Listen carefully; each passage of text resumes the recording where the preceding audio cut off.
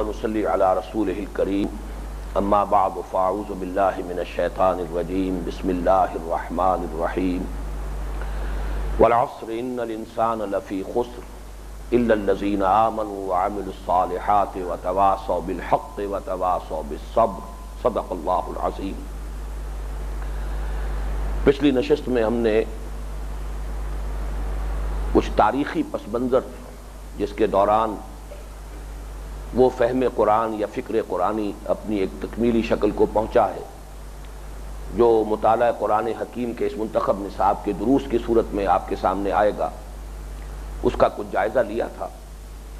اس میں صرف ایک بات مزید جو ہے اس کا اضافہ کر لیجئے کہ میں نے مولانا امین احسن اصلاحی صاحب سے جو حصے قرآن حکیم کے پڑھے تھے سن 51 اور سن 52 میں، اس کے بعد جو میرا درس قرآن کا سلسلہ اسلامی جمعیت طلبہ میں اور پھر جماعت اسلامی کے حلقوں میں جاری رہا، اس کے دوران پھر میں نے کچھ اور مقامات کا اضافہ کرتے ہوئے اس منتخب نصاب کی تکمیل کی ہے۔ یہ یوں سمجھیے کہ تقریباً 14 برس میں یہ اپنے ارتقائی مراحل طے کرتا ہوا اس تکمیلی شکل کو پہنچا ہے کہ جو اب اس کی مطبوعہ صورت میں کتابی شکل میں موجود ہے۔ اس میں جو میرے دروس رہے جمعیت طلبہ کے دوران لاہور میں، اور پھر یہ کہ اپنے زمانے طالب علمی کے دوران بھی منٹگمری جب میں جاتا تھا تعطیلات کے دوران، پھر جب میں منتقل ہو گیا ہوں سن 54 کے اواخر میں منٹگمری جو ساہیوال کہلاتا ہے، پھر وہاں میرے دروس قرآن کا یہ سلسلہ جو ہے بڑی یعنی شدت کے ساتھ اور بہت زیادہ تعداد میں شروع ہوا۔ پھر ایک ماہانہ دورہ بھی میرا شروع ہوا کہ جو مختلف تحصیلیں تھیں ضلع منٹگمری کی، اوکاڑا، پاک پٹن، عارف والا، چیچا وطنی، ماہانہ میں سفر کرتا تھا وہاں درس قرآن کے لیے۔ اسی سلسلے میں ایک مرتبہ میں نے سن 54 میں بلکہ نوٹ کر لیجئے کہ اسلامی جمعیت طلبہ کے زیر اہتمام ملتان میں ایک تربیت گاہ منعقد ہوئی تھی، میں نے وہاں بھی اس منتخب نصاب کا درس دیا اور اس میں کچھ مقامات کا اضافہ کیا۔ پھر سن 55 میں جبکہ میں منٹگمری میں تھا، رمضان مبارک کے دوران فجر کے بعد روزانہ ایک درس قرآن کا سلسلہ جاری رہا، اور اس میں نے اس منتخب نصاب میں مزید کچھ مقامات شامل کر کے ان کا درس دیا۔ سن 61-62 میں نے منٹگمری میں ایک دارالمقامہ کے عنوان سے ہاسٹل قائم کیا تھا۔ میرے کچھ عزیز طلبہ نوجوان، جن میں میرے چھوٹے بھائی اب ڈاکٹر ابصار احمد جو اب فلسفے میں استاد بھی ہیں یونیورسٹی میں، یہ کالج میں زیر تعلیم تھے، کچھ اور میرے عزیز تھے، تو انہیں ایک مکان میں ہاسٹل کی شکل میں رکھ کر کچھ عربی کی اور کچھ قرآن مجید کی تدریس ان کی یہ میں کرتا تھا، اور وہ اپنے کالج میں اپنے مضامین کا مطالعہ کرتے تھے۔ در حقیقت اس کے دوران پھر جو مزید میں نے مقامات کا اضافہ کیا ہے تو یہ منتخب نصاب جو ہے اپنی تکمیلی شکل کو پہنچا ہے۔ پھر میں کچھ سن 62 سے لے کر 64 تک 3 برس تقریباً رہا ہوں کراچی میں اپنے خاندانی معاملے میں۔ وہاں پر بھی میں نے اگرچہ میری مصروفیت بہت شدید ہو گئی تھی اور کچھ اس طرح کا وہاں پر کوئی زیادہ ایکٹیویٹی نہیں تھی دینی اور درس قرآن کی، لیکن میں نے اپنے سبق کو یاد رکھنے کے لیے کہ ذہن میں مستحضر رہے تو وہاں مقبول عام ہاؤسنگ سوسائٹی ہے، اس میں ایک ہائی سکول ہے مقبول عام ہائی سکول، اس میں اتوار کی صبح کا درس قرآن کا سلسلہ شروع کیا اور اس میں پھر اس منتخب نصاب کا درس دیا۔ بہرحال اس کے بعد سن 65 میں لاہور منتقل ہو گیا۔ اس کے بعد تو یہ منتخب نصاب جو ہے جس طریقے سے کہ زیر درس آیا ہے اس کی تفصیل میں بیان کر چکا ہوں۔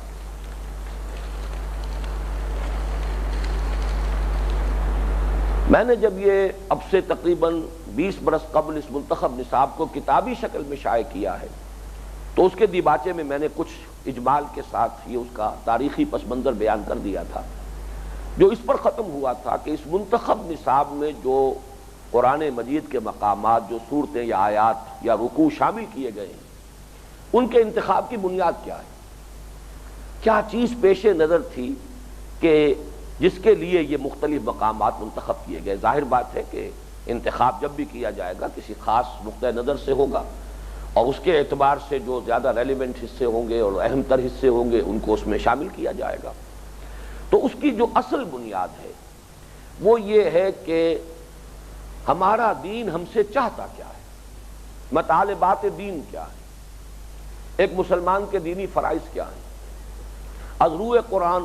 انسان کی فلاح اور نجات کی شرائط کیا ہیں، لوازم کیا ہیں، وہ منیمم تقاضے کیا ہیں کہ جو انسان پورا کرے تو اللہ تعالیٰ کے عفو و درگزر کا اور مغفرت کا وہ امیدوار بن سکتا ہے۔ یہ ہے اصل شے۔ اس اعتبار سے در حقیقت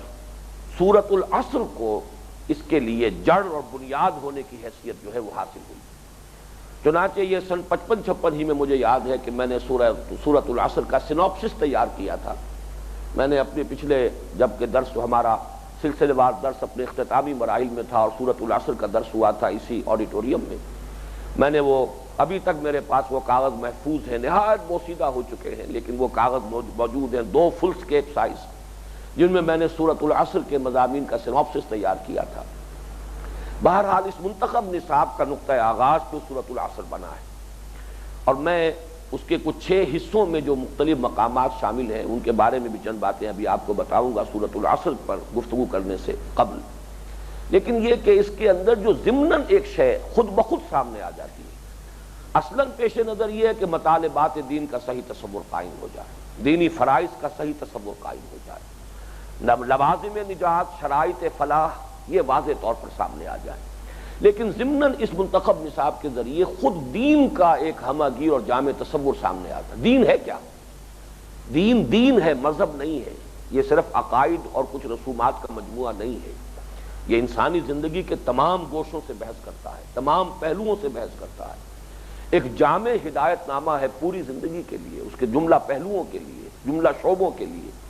یہ جو تصور دین ہے، ہمہ گیر ایک تصور، جامع تصور، یہ بھی خود بخود اس منتخب نصاب کے مطالعے سے سامنے آتا چلا جاتا ہے،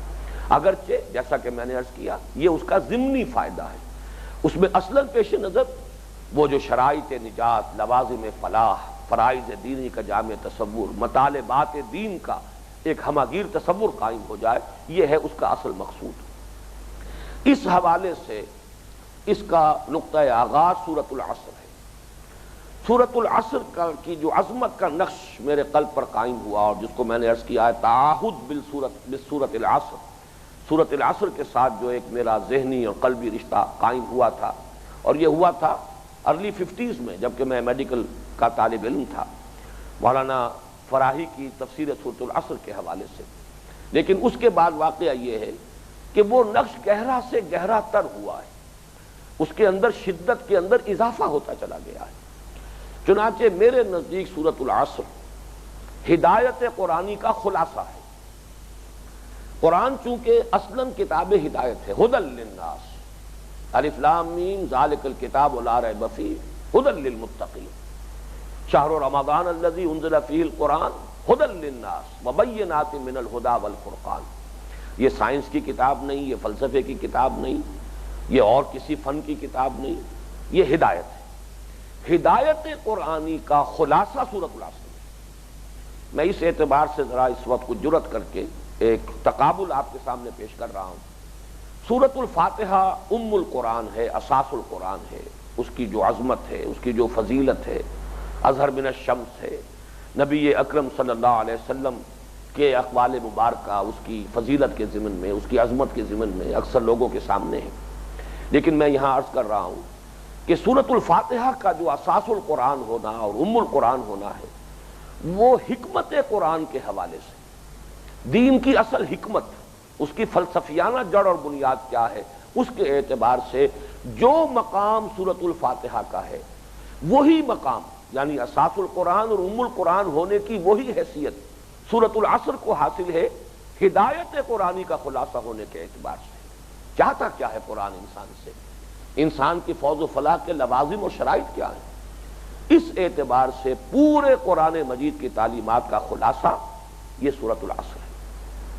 اسی طریقے سے میں اس عظمت قرآن کا جو تاثر میرے قلب پر ہے اسے اس انداز میں بھی بیان کر رہا ہوں کہ پورے قرآن مجید کے مضامین کا جامع ترین انڈیکس، اس کی مکمل فہرست جو ہے وہ سورۃ العصر ہے۔ اس میں تھوڑا سا مجھے موازنہ کرنا ہے، اس لیے کہ خود میری نگاہ میں جو مقام ہے امام الہند حضرت شاہ ولی اللہ دہلوی رحمۃ اللہ علیہ کا، وہ آپ میں سے اکثر لوگوں کے علم میں ہے، دور صحابہ کے بعد کی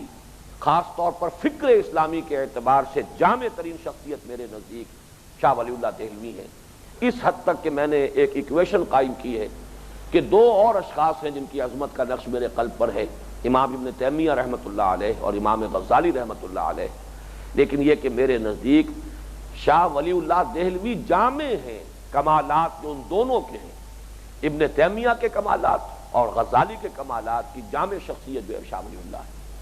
لیکن پھر بھی میں ایک جرت کر رہا ہوں، پھر میں اس کو جسارت سے تعبیر کر رہا ہوں، شاہ ولی اللہ نے الفوز الکبیر میں جو بڑا مختصر رسالہ ہے، لیکن واقعہ یہ ہے کہ بہت فیصلہ کل رول اس چھوٹی سے کتاب نے پلے کیا ہے، اس لیے کہ میں نے جو رجوع الی القرآن کی تاریخ بیان کی ہے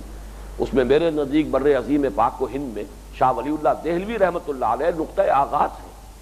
قرآن سے دوری انتہا کو پہنچ چکی تھی، اس کے بعد دوبارہ قرآن کی طرف جو رجوع ہوا ہے امت کے اندر، اس پروسیس کا آغاز کیا شاہ ولی اللہ دہلوی نے۔ تو شاہ ولی اللہ دہلوی کا جو یہ کارنامہ ہے اس میں الفوز الکبیر کا بڑا حصہ ہے۔ اس میں شاہ صاحب نے 5 مضامین گنوائے ہیں قرآن مجید کے، گویا کہ جملہ مضامین جو ہے قرآن حکیم کے، ان کو 5 عنوانات میں منقسم کیا ہے۔ میں ذرا اس سے ایک دوسری رائے دے رہا ہوں کہ میرے نزدیک سورۃ العصر کے 5 مضامین در حقیقت وہ بنیں گے کہ جو اصل عنوان بنیں گے قرآن مجید کے جملہ مضامین کے لیے، گویا کہ جامع انڈیکس، اس لیے کہ لفظ عصر زمانہ، اس کے حوالے سے قرآن مجید میں جتنے تاریخی واقعات بیان ہوئے، قرآن مجید میں جتنے بھی سابقہ قوموں کے، انبیاء کے، رسولوں کے حالات بیان ہوئے، پھر یہ کہ زمانے کی چادر تو ازل سے ابد تک تنی ہوئی ہے، جو بھی حالات و واقعات پیش آئے تھے جبکہ وہ عہد الست ہوا تھا، اور جو بھی حالات و واقعات پیش آئیں گے آخرت میں، یہ تو ایک ہی زمانے کی چادر ہے۔ ان سب کو آپ لفظ العصر کے گویا کہ عنوان کے تحت ان کو جمع کر سکتے ہیں۔ باقی قرآن مجید میں یا ایمان کے مباحث ہیں، ایمان باللہ اس کے لیے استدلال، ایمان بالآخرہ اس کے لیے استدلال، شرک کا ابطال،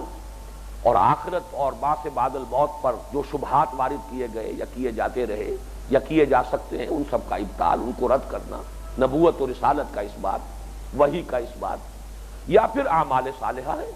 اعمال صالحہ میں بنیادی انسانی اخلاقیات میں بھی ہے، پھر جو تکمیلی اخلاقیات ہیں، اخلاق فاضلہ وہ بھی ہے، اوامر و نواہی بھی ہیں، شریعت کے احکام بھی ہیں، حقوق اللہ بھی ہیں، حقوق العباد بھی ہیں، یہ تمام اعمال ہیں۔ پھر اس کے بعد تواصی بالحق ہے، امر بالمعروف نہی عن المنکر، تبلیغ، دعوت، انذار، تبشیر، تذکیر، یہ سب کچھ کیا ہے؟ اسی طرح شہادت علی الناس، یہ سب در حقیقت تواصی بالحق کے مختلف جو ہے یہ اس ایک عنوان کے اندر ذیلی عنوانات قائم ہوں گے۔ اور پھر آخری مرحلہ ہے جہاد، قتال، صبر، مصابرت، اپنی جان کی بازی کھیلنا، مصائب میں ڈٹے رہنا، استقامت، یہ تمام مضامین، گویا کہ 5 مضامین، 5 کا ہندسہ تو مشترک ہے جو بات میں بیان کر رہا ہوں اس میں، اور جو شاہ ولی اللہ دہلوی رحمۃ اللہ علیہ نے بیان فرمائی، لیکن انہوں نے عنوانات کچھ اور قائم کیا، تذکیر بآلاء اللہ، تذکیر بایام اللہ، اور یہ کہ قصص القرآن اور احکام القرآن۔ میرے نزدیک اصل میں اس حوالے سے کہ سورۃ العصر کے جو مضامین ہیں، والعصر، اس کے حوالے سے تمام تاریخ ازل سے ابد تک، جس میں کہ معاد کا وقت بھی آ جائے گا، اس لیے کہ یہی زمانے مسلسل ہے،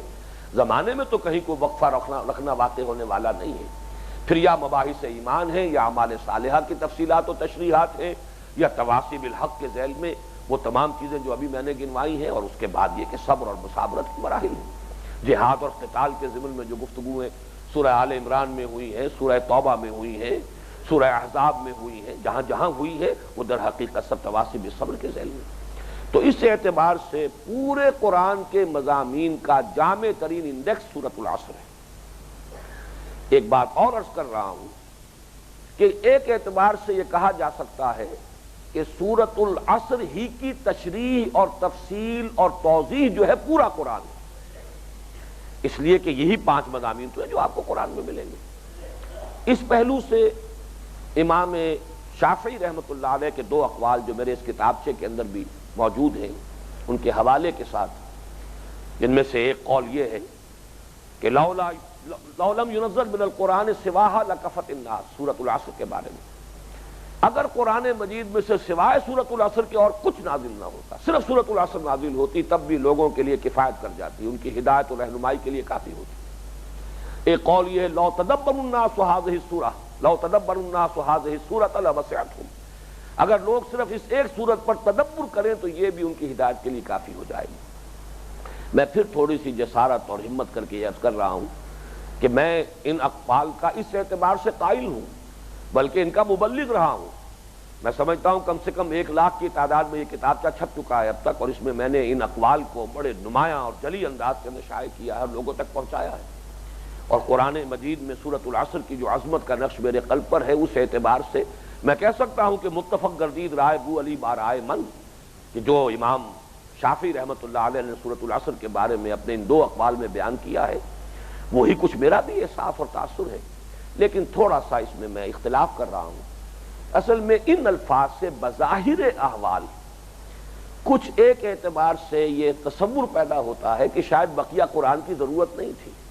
ظاہر بات ہے قرآن کا کوئی لفظ بھی ضرورت سے زائد نہیں ہے۔ لکفت الناس، یہ در حقیقت اس میں ان الفاظ کے اندر ظاہری اعتبار سے یہ متبادر ہوتا ہے کہ شاید صرف یہی کفایت کر جاتی، اگر صرف وہی کفایت کر سکتی ہوتی تو پھر پورا قرآن اللہ تعالیٰ نازل نہ فرماتے۔ البتہ قرآن مجید جب اپنا خود تعارف یہ کرتا ہے کہ کتاب احکمت آیاتہ ثم فصلت من لدن حکیم خبیر، یہ ایک ایسی کتاب ہے، اس کا ایک خاص اسلوب ہے، اس کی آیات پہلے محکم کی گئی، بہت پختہ، محکم، بہت پروفاؤنڈ اپنے مضمون کے اعتبار سے، مفہوم کے اعتبار سے، پھر انہی کی تشریح ہوئی ہے، انہی کی تفصیل ہوئی ہے۔ ثم فصلت من لدن حکیم خبیر، یہ قرآن مجید کے کا مخصوص جو ہے اسلوب ہے۔ اس اعتبار سے یہ کہا جا سکتا ہے کہ سورۃ العصر گویا کہ یہ اس گٹھلی کے مانند ہے جس میں پوٹینشلی پورا درخت موجود ہے۔ آم کی گٹھلی میں آم کا پورا درخت موجود ہے، در حقیقت وہی گٹھلی ہے، زمین میں دب گئی ہے، اس کے بعد وہ پھٹتی ہے، اس میں سے 2 پتے نکلتے ہیں، پھر وہ ہے ایک پودے کی شکل، پھر درخت کی شکل، وہ سب کچھ اس گٹھلی میں تھا، پوٹینشلی تھا، بالقوہ تھا، لیکن یہ کہ ظاہر بات ہے کہ ایک مکمل درخت جو ہے آم کا، اپنے وہ تمام تنے اور شاخوں اور پتوں اور پھر اس میں جو درخت لگ رہے ہیں، اس میں جو پھل لگ رہے ہیں، ان سمیت، تو ان دونوں کے اندر جو ہے جو نسبت ہے وہی نسبت ہے سورۃ العصر اور پورے قرآن مجید کے مابین۔ یہ انداز تعبیر محتاط بھی ہے اور میرے نزدیک جو صورتحال ہے واقعی اس سے نزدیک تر بھی ہے، مطابق واقعہ بھی ہے۔ چنانچہ میں اس میں ایک تاثر بھی آپ حضرات کے سامنے رکھ رہا ہوں، یعنی میں اس کو یوں بیان کر رہا ہوں کہ سورۃ العصر ہی کی تفصیل یہ پورا منتخب نصاب ہے جو آپ کے سامنے آ جائے گا، جو تقریباً 2 پاروں پر مشتمل ہے، گویا کہ پورے قرآن کا 15واں حصہ، 1/15، لیکن اسی کی مزید تفصیل اور تفسیر پورا قرآن ہے۔ چنانچہ اس کا تاثر میرے ذہن پر اس لیے آیا، زیادہ اس کی طرف ذہن اس لیے منتقل ہوا کہ سن 85 میں نے 9-10 دن ایک درس دیا تھا ابو ظبی میں، اور ہمارے جو سب سے پہلے ویڈیوز تیار ہوئے وہ وہیں تیار ہوئے۔ ہمارے ساتھی جو اب کراچی میں ہماری تنظیم کے انچارج ہیں سید نسیم الدین صاحب، یہ وہاں اس وقت تھے اور بڑے up to date, suited booted, clean shave نوجوان تھے۔ اب جو ان کا حلیہ بن گیا ہے ان کو تو دیکھ کر کوئی پہچان نہیں سکتا کہ یہ وہ نسیم الدین ہے۔ بہرحال اس وقت انہوں نے بڑی عمدگی کے ساتھ، بڑے اہتمام کے ساتھ ویڈیوز تیار کیے تھے ان دروس کے۔ اس میں میں نے پہلے دن سورۃ العصر بیان کی، اس کے بعد میں نے مضامین بیان کیے، ایمان اور پھر جہاد اور قتال۔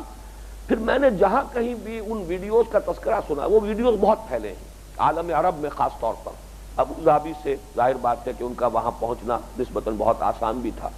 اور چونکہ وہ معیار جو ہے بہت عمدہ ہے ان کی ریکارڈنگ کا۔ جہاں بھی میں نے ذکر سنا یہ کہا وہ جو آپ نے سورۃ العصر بیان کی تھی، یعنی گویا کہ وہ 9-10 دن بھی میں نے سورۃ العصر ہی بیان کی تھی، اس لیے کہ سورۃ العصر پھر ایمان کے مباحث، اعمال صالحہ کے مباحث، جہاد و قتال کے مباحث، وہی تو ہے جو سورۃ العصر میں ہے۔ والعصر ان الانسان لفی خسر الا الذین آمنوا وعملوا الصالحات وتواصوا بالحق وتواصوا بالصبر۔ تو اس اعتبار سے میں نے اپنے چند الفاظ میں کوشش کی ہے کہ اس سورۃ العصر کا جو نقش قائم ہے، اس کی عظمت کا میرے قلب پر، میرے ذہن پر، اسے کچھ آپ تک منتقل کر سکوں۔ لیکن واقعہ یہ ہے کہ میں محسوس کر رہا ہوں کہ شاید میری ووکیبلری نے اور میرے اس وقت کے انداز نے میرا پوری طرح ساتھ نہیں دیا ہے، اور میں حقیقت میں جو میرا تاثر ہے اسے میں منتقل نہیں کر پایا۔ بہرحال اس کو ذہن میں رکھیے کہ سورۃ العصر سے یہ منتخب نصاب شروع ہوا، 6 حصوں پر مشتمل ہے۔ پہلے حصے میں سورۃ العصر کے ساتھ 3 اور مقامات میں نے منتخب کیے جو اتنے ہی جامع ہیں جتنے کی سورۃ العصر ہے۔ اصطلاحات مختلف ہیں، کسی جگہ پر کوئی ایک چیز زیادہ تفصیل سے آ گئی ہے، دوسری چیز جو ہے وہ صرف اس کا تذکرہ ہے یا یہ کہ وہ ماخوذ ہے، انڈرسٹوڈ ہے، لیکن یہ چاروں چیزیں جو ہیں ایمان، عمل صالح، تواصی بالحق، تواصی بالصبر، 4 مقامات ایسے منتخب کیے ہیں کہ جن میں جامعیت کے ساتھ ان چاروں باتوں کا تذکرہ موجود ہے۔ اور یہ تمام جو مقامات ہیں ان میں سے کوئی مقام بھی سوائے سورہ لقمان کا جو دوسرا رکوع ہے، یہ تو مولانا اصلاحی صاحب نے جو منتخب کیا تھا سن 51-52 کے لیے نصاب اس میں شامل تھی، باقی یہ تمام اضافے جو ہیں وہ میں نے کیے ہیں۔ آیہ بر ہے، حامی مسجدہ کی آیات ہیں، یہ اضافہ جو ہے یہ اس حصہ اول میں میرا ہے۔ حصہ دوم میں ایمانی مباحث آئے ہیں، اس میں کل کے کل مقامات جو ہیں وہ در حقیقت میرے ہی غور و فکر کا نتیجہ ہے۔ ایمان کے لیے قرآن مجید کا طرز استدلال کیا ہے، ایمانیات کو کس طریقے سے جامعیت کے ساتھ سورہ تغابن میں بیان کیا گیا ہے، اس کے کیا ثمرات و نتائج ہیں، داخلی بھی اور خارجی بھی، پھر خاص طور پر ایمان بالقیامہ، آخرت پر ایمان، بعث بعد الموت پر ایمان کے ضمن میں سورہ قیامہ، اور اس طریقے سے ایمان کے لیے اس کے فکری جو اس کی اساس ہے اور فلسفہ ایمان کے حوالے سے سورہ فاتحہ، تو یہ گویا کہ دوسرا حصہ ہے ہمارے منتخب نصاب کا۔ تیسرے حصے میں اعمال صالحہ کی بحث آئے گی، اور یہ اعمال صالحہ کی بحث میں اکثر حصے وہ ہیں جو اصلاحی صاحب نے شامل کیے تھے، لیکن اس میں پہلا درس کا جو میں نے اضافہ کیا ہے وہ سورہ مومنون کی ابتدائی 11 آیات اور اسی کی ہم مضمون آیات ہے سورہ معارج کی، کہ انسانی شخصیت اور سیرت و کردار جو اسلام چاہتا ہے کہ انسان جس کو اپنے اندر کلٹیویٹ کرے، اس کی اساسات کیا ہیں، اس کی بنیادیں کیا ہیں، اس کے فاؤنڈیشنز کون سی ہیں، یہ اس مقام پر۔ پھر باقی سورۃ الفرقان کا رکوع اس میں شامل ہے، پوری طرح تعمیر شدہ شخصیت کا حیولہ کیا ہے، عباد الرحمن اللہ کے محبوب بندے کون ہیں، ان کے اوصاف کیا ہیں۔ پھر عائلی زندگی سورہ تحریم، وہ اصلاحی صاحبی کا انتخاب تھا، لیکن پھر اضافہ کیا ہے میں نے معاشرتی اقدار کیا ہے، سوشل ویلیوز کا کانسیپٹ کیا ہے، سوشل ایولز کا کانسیپٹ کیا ہے، وہ کون سی چیزیں ہیں جنہیں اسلام جو ہے ایریڈیکیٹ کرنا چاہتا ہے سوسائٹی سے، وہ کون سی خوبیاں ہیں جنہیں اسلام چاہتا ہے کہ سوسائٹی کے اندر ان کو نافذ اور رائج کیا جائے۔ اس پہ سورہ بنی اسرائیل کا تیسرا اور چوتھا رکوع یہ میرا اضافہ ہے۔ لیکن اس کے بعد ملی زندگی کے ضمن میں مولانا اصلاحی صاحب ہی کا جو سورہ حجرات یہ اس کے اندر شامل ہے، اور اس پر یہ تیسرا حصہ ختم ہوتا ہے۔ چوتھے حصے کے اندر بھی اکثر و بیشتر حصے جو ہیں وہ میرے ہی شامل کردہ ہیں۔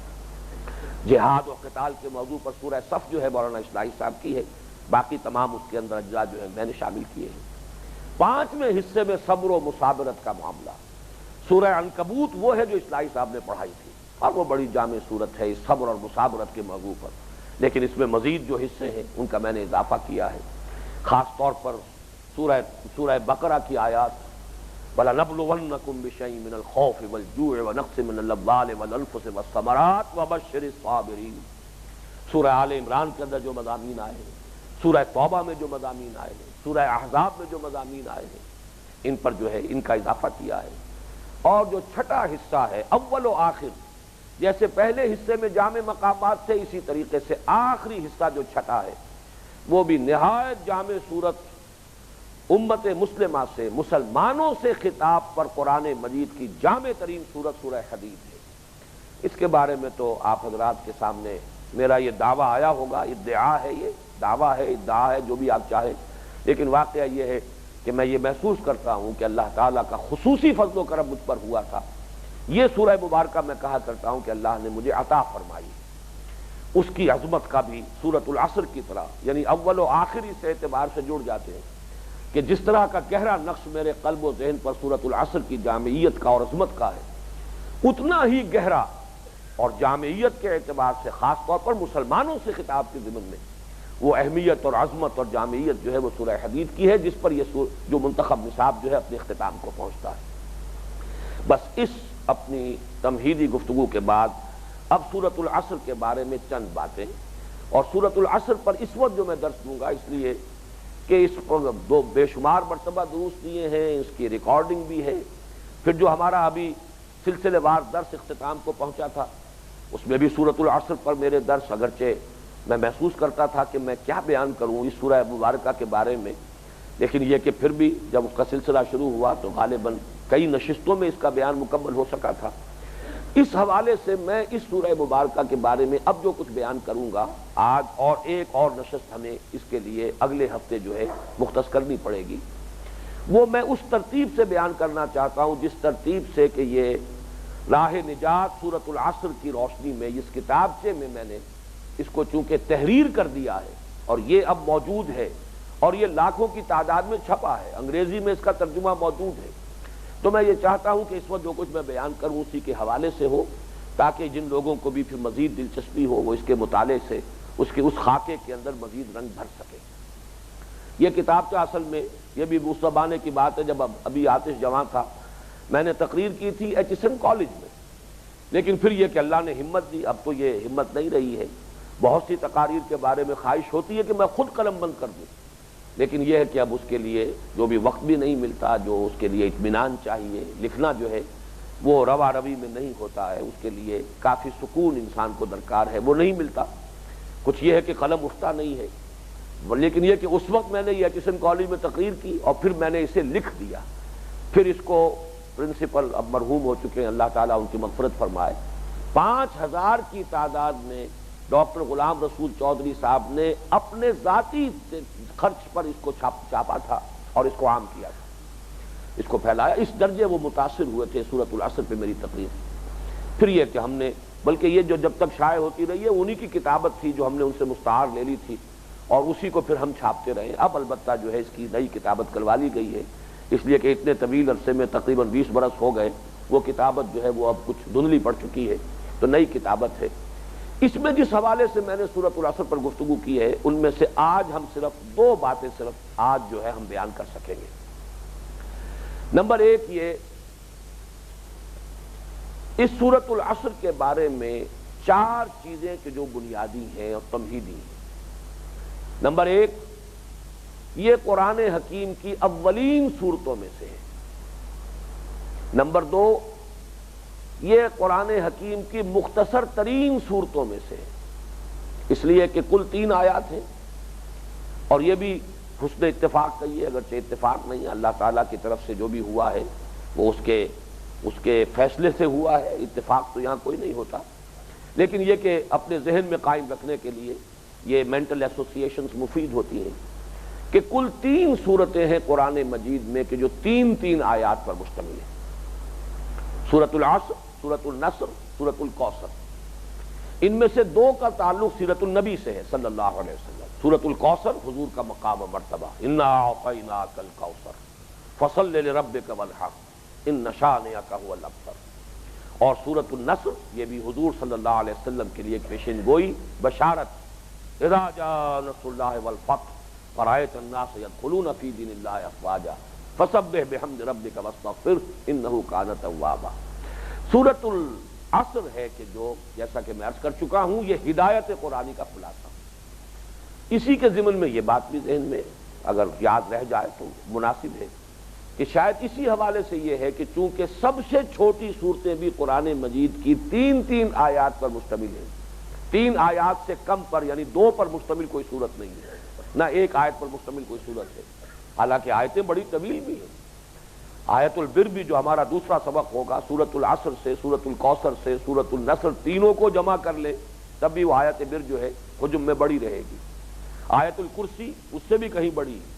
لیکن یہ ہے کہ کوئی 1 آیت پر کوئی صورت مشتمل نہیں ہے، کم سے کم 3۔ اور شاید یہی بنیاد ہے کہ نماز میں بھی جب ہم سورہ فاتحہ کے بعد کچھ تلاوت کرتے ہیں، قرات کرتے ہیں، تو اس کا جو نصاب ہے وہ 3 آیات کا نصاب ہے۔ کوئی بڑی آیت ہو تو 1 آیت بھی کفایت کر جائے گی، ورنہ چھوٹی آیات جو ہیں تو وہ کم سے کم 3 آیات پڑھنی چاہیے۔ تو سورۃ العصر قرآن حکیم کی اولین صورتوں میں سے، بالکل ابتدائی زمانے کی صورتیں، اور اس میں عرض کر چکا ہوں کتاب احکمت آیاتہ ثم فصلت من لدن حکیم خبیر، گویا کہ ہدایت خداوندی محکم ترین اور سب سے جامع شکل میں وہ اس سورہ مبارکہ میں آ گئی، مختصر ترین صورتوں میں سے ہے۔ تیسری بات یہ کہ یہ سہل ممتنع کی ایک بڑی نمایاں مثال ہے۔ نہایت اعلیٰ مضامین لیکن نہایت سادہ زبان،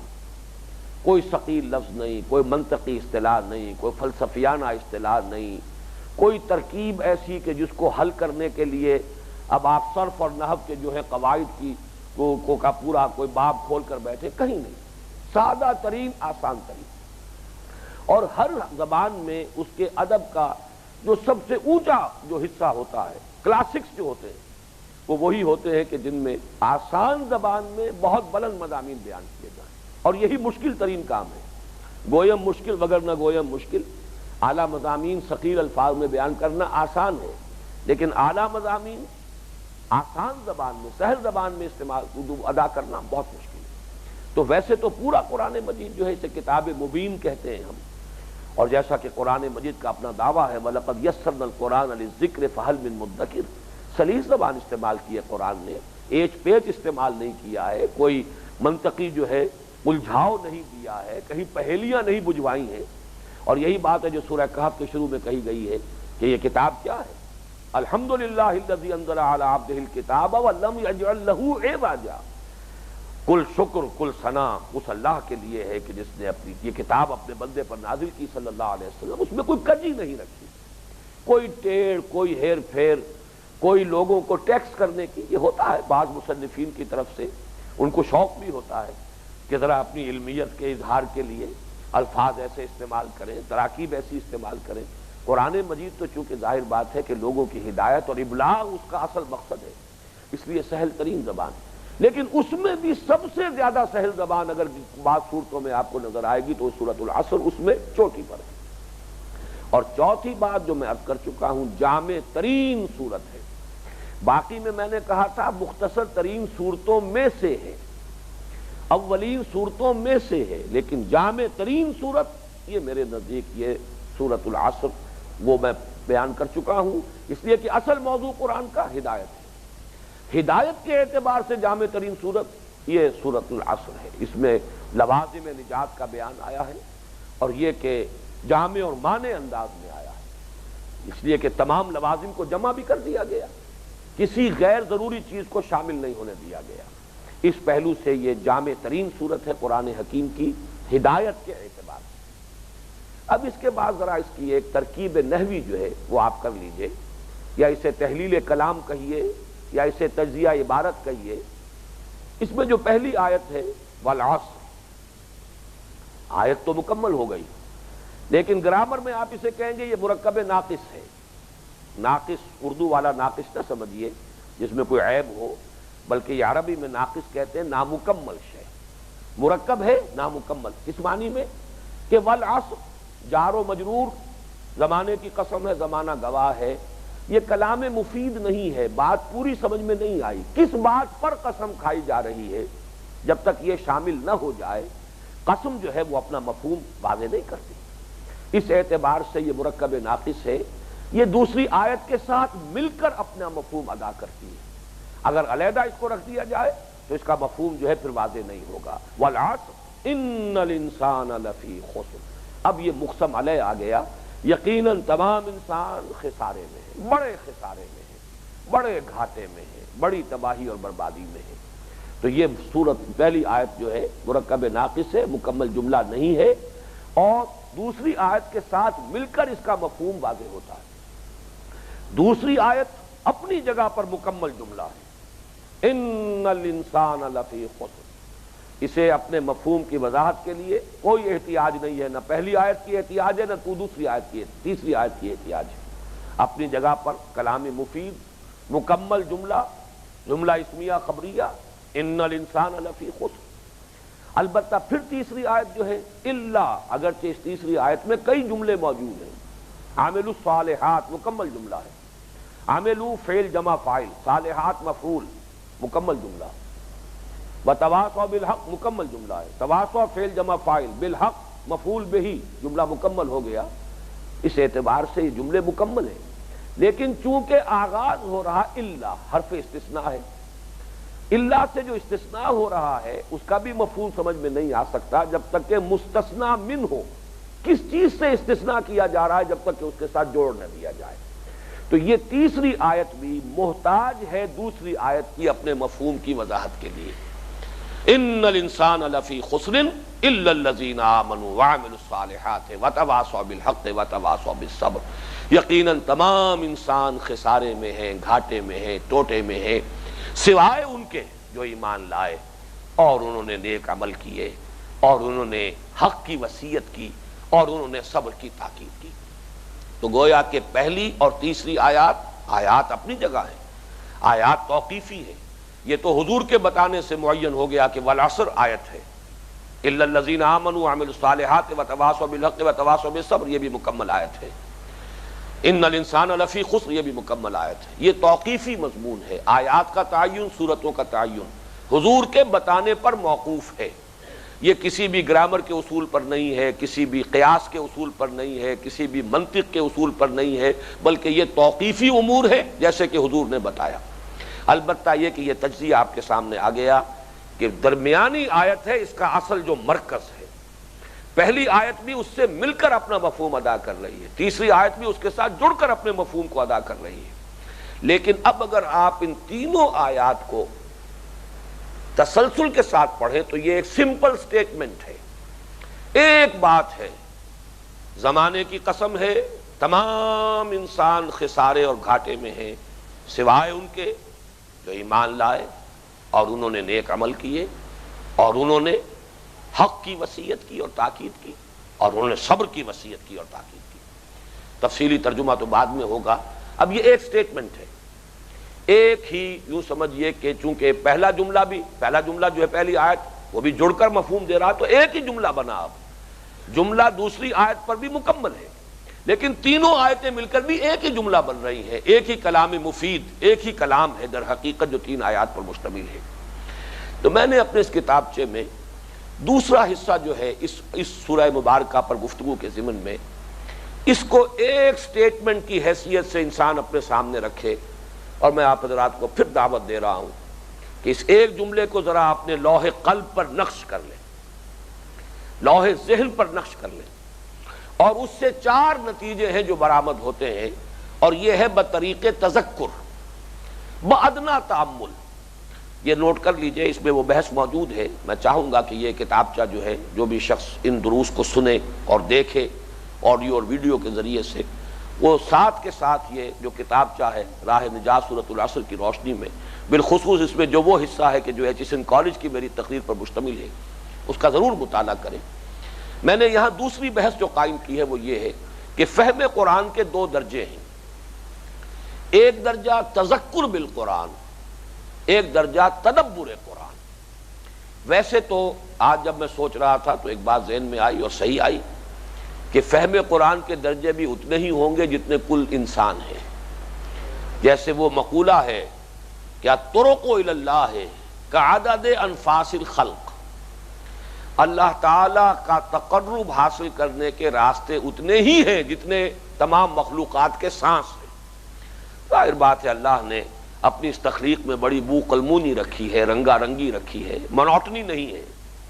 دو انسانوں کی شکلیں ایک جیسی نہیں، دو انسانوں کے انگوٹھوں کے یہ نشان ایک جیسے نہیں. تو ظاہر بات ہے کہ ذہنی سطحیں بھی سب کی برابر نہیں ہیں، مزاج سب کے ایک جیسے نہیں ہیں. مختلف مزاج، مختلف افتاد طبع، مختلف ترجیحات، مختلف انداز فکر، پھر ذہنی سطح مختلف. تو ظاہر بات ہے ہر انسان اپنی ذہنی سطح کے مطابق ہی قرآن مجید کو سمجھے گا. تو جتنے انسان ہیں اتنی ہی ذہنی سطح ہیں، اتنے ہی فہم قرآن کے درجے بھی ہیں. لیکن قرآن مجید کی اصطلاح کے حوالے سے ہم کہہ سکتے ہیں کہ دو حصوں میں تقسیم کر سکتے ہیں. ایک ہے تذکر بالقرآن، قرآن مجید سے اس کا اصل سبق حاصل کر لینا، جو کہ اس کا اصل نتیجہ ہے، جس کے لیے میں نے شاید الفاظ بھی استعمال کیے اس میں، چونکہ یہ جو کالج کے طلبہ تھے ان کے سامنے گفتگو ہو رہی تھی کہ جیسے ہم کبھی پڑھتے تھے یہ کہانی ہے اور کہانی کا مورل لیسن یہ ہے. پوری کہانی ہے لیکن اس سے نتیجہ کیا نکلا، اس سے حاصل کیا ہے، وہ اصول کیا ہے جو اس سے مستنبط ہوتا ہے، مورل لیسن کیا ہے. تو گویا کہ قرآن مجید کا ایک وہ مورل لیسن ہے، وہ ہدایت ہے. اور یہ تمثیل بھی میں نے اس سے پہلے بیان کی ہے کہ جیسے سمندر میں اگر کوئی ٹینکر جو ہے، ابھی بھی خبر آئی ہے افریقہ کے مشرقی ساحل کے قریب بھی کوئی ٹینکر جو ہے اور ہزارہ ٹن اس میں سے تیل جو ہے وہ سمندر میں وہ گر گیا ہے، تو وہ تیل سمندر کی سطح پر رہے گا، نیچے نہیں جائے گا۔ سمندر میں پانی کی گہرائی فرض کیجئے کئی میل ہے، لیکن تیل سطح پر ہے۔ بالکل اسی طرح قرآن مجید کا جو اصل سبق ہے وہ اس کی سطح پر ہے، اس کو اتنا عام کیا ہے، اس کو اتنا سامنے رکھا ہے، اس کو اتنا آسان کیا ہے۔ وَلَقَدْ يَسَّرْنَا الْقُرْآنَ لِلذِّكْرِ فَهَلْ مِن مُدَّكِرٍ، کہ ایک شخص ذرا بھی اس کو پڑھ لے، صرف ایک شرط پوری ہو کہ زبان کا بیریئر نہ ہو۔ اگر زبان کا بیریئر ہے تب بھی ترجمے سے بھی کچھ نہ کچھ حاصل کر لے گا، لیکن تاثیر جو قلب پر ہوتی ہے وہ نہیں ہوتی ترجمے سے۔ وہ بیریئر زبان کا نہ ہو، آپ اس کو پڑھیں اور ایک مفہوم اس کا جو ہے آپ کے قلب پر وارد ہوتا چلا جائے۔ اگر یہ ہے تو بس ابھی گہرائی میں جانا، اس کی لغوی بحثوں میں جانا، اس کی تمام نحوی جو ہے اشکالات کو حل کرنا، اور ایک لفظ کا مادہ کیا تھا، وہاں سے کیسے بنا ہے لغت میں اور ادب میں، یہ ساری چیزیں بات کی ہیں۔ لیکن یہ کہ سرسری سا اس کو پڑھ کر بھی ایک نتیجہ نکل آتا ہے، اور وہ نتیجہ ہے در حقیقت لب لباب، اصل جو حاصل ہے، اس کا جو اصل مطلوب ہے، جو مقصود ہے، جو رہنمائی ہے، یہ ہے تذکر بالقرآن، اور ایک ہے تدبر قرآن، جس کے لیے اقبال کا وہ مصرع قرآن میں ہو غوطہ زن اے مرد مسلمان۔ اب جو غوطہ زنی کرے گا تو اسے تو نظر آئے گا کہ میلوں ہے پیچھے پانی، بلکہ یہ کہ کوئی سمندر بھی ایسا نہیں ہے کہ جس کی تہ نہ ہو، لیکن قرآن وہ سمندر ہے کہ جس کی تہ نہیں ہے۔ وہ تو پوری عمر لوگ تدبر کرتے رہیں گے، غور و فکر میں اپنی اپنی استعداد کے مطابق جو ہے اپنی سعی و جہد صرف کرتے رہیں گے، اور کبھی محسوس نہیں کریں گے کہ بس اب جو کچھ لینا تھا لے چکے۔ جیسے کہ حضور کی اس حدیث میں آیا کہ لا تنقضی عجائبہ ولا یشبع منہ العلماء ولا یخلق عن کثرت الرد، اس قرآن کے عجائب کبھی ختم نہیں ہوں گے، کبھی اہل علم اس سے سیری محسوس نہیں کریں گے کہ بس پیٹ بھر گیا، اب جو حاصل کرنا تھا کر لیا، کبھی ایسا نہیں ہوگا۔ اور بار بار کے پڑھنے سے اور تکرار سے اور اعادے سے اس کی حسن و رعنائی کے اندر کوئی کمی نہیں ہوگی، اس پر بوسیدگی طاری نہیں ہوگی، باسی پر نہیں آئے گا۔ دنیا کی اور کوئی کتاب نہیں ہے کہ جو آپ فرض کیجئے بہت اچھی کتاب ہے، چند مرتبہ پڑھ لیں گے، اس کے بعد معلوم ہوگا بس جو کچھ تھا آپ نے لے لیا، اس میں اور کچھ نہیں۔ قرآن مجید وہ کتاب نہیں ہے۔ لا تنقضی عجائبہ لا یشبع منہ العلماء ولا یخلق عن کثرت الرد، یہ اس کی کیفیت ہے۔ تو پوری زندگیاں جو ہے تدبر قرآن کے اندر انسان صرف کر دے، اور اس کے بعد بھی کبھی یہ محسوس نہیں کر سکے گا کہ اب میں نے اس کے تہ تک میں پہنچ گیا ہوں، معاذ اللہ ثم معاذ اللہ، اس کی تہ تک پہنچنا کسی انسان کے بس میں نہیں۔ اللہ کا کلام ہے، مطلق ہے، لا محدود، اس کے اندر کوئی حدود نہیں، اس لیے کہ اللہ کی ہر صفت مطلق ہے، اللہ کی ذات مطلق ہے، اللہ کی ہر صفت مطلق ہے، اور اللہ کا کلام اس کی صفت ہے، اور قرآن مجید در حقیقت اللہ کا کلام ہے، گویا کہ یہ خود صفت باری تعالیٰ ہے۔ اس پہلو سے اس کی کوئی حدود نہیں ہے، اس کی کوئی تہ نہیں ہے، بلکہ جیسا کہ میں نے عرض کیا، ایک مرتبہ تو میں کانپ گیا تھا، ایک صاحب نے تحسین کے انداز میں یہ بات کہی، اور ایک صاحب نے مجھ تک پہنچائی میرے بارے میں کہ اس شخص کو قرآن پر عبور حاصل ہے۔ میں کانپ گیا کہ یہ عبور قرآن کے لیے لفظ استعمال کرنا،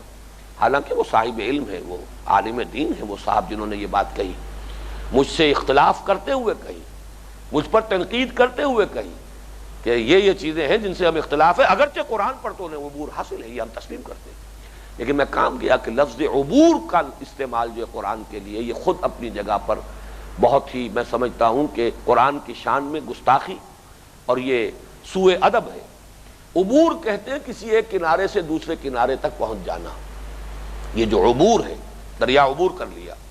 اور ظاہر بات ہے کہ اس میں تصور لازماً آ جائے گا کناروں کا، جبکہ یہ وہ سمندر ہے جو ناپیدا کنار ہے، اس کا کوئی کنارہ نہیں ہے، لہذا اس کو عبور کرنے کا کوئی تصور کسی انسان کے لیے ممکن نہیں ہے۔ بہرحال آج پھر اسی پر اتفاق کر رہا ہوں، آج کا ہمارا جو وقت ہے وہ ختم ہو گیا، اب انشاءاللہ اگلے ہفتے ہم اس سورہ مبارکہ کا مطالعہ جو ہے مکمل کر لیں گے۔ بارک اللہ لی ولکم فی القرآن العظیم۔ اللہم ربنا اجعلنا من عبادک الذین آمنوا وعملوا الصالحات وتواصوا بالحق وتواصوا بالصبر، آمین یا رب العالمین۔